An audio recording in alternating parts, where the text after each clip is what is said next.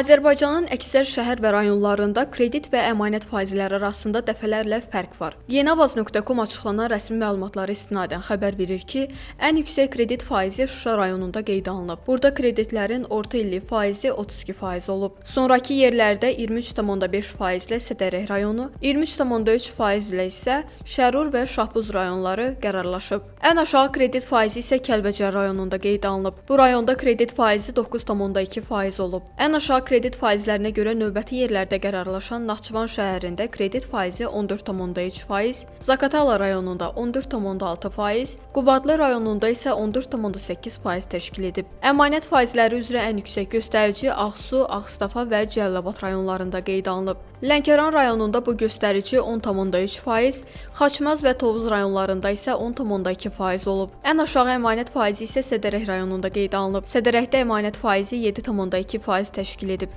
Bakı şəhərində bu göstərici 7,8%, Babək rayonunda 7,9%, Zəngilan rayonunda isə 8,2% olub. Kredit və əmanət faizləri arasındakı ən böyük fərq Şuşa rayonunda qeydə alınıb. Burada kredit faizi əmanət faizini 3,6 dəfə üstələyib. Sədərək rayonunda fərq 3,3 dəfə, Babək rayonunda isə 2,9 dəfə olub. Ən aşağı fərq isə Naxçıvan şəhərində müşahidə edilib. Burada kredit və əmanət faizləri arasındakı fərq cəmi 44,4% təşkil edib. Zaqatala rayonunda fərq 53,7%, Sumqayıt şəhərində isə 62,9% olub. Cədvəldə şəhər və rayonlarda kredit və əmanət üzrə orta faiz dərəcələri və onlar arasındakı fərq göstərilib.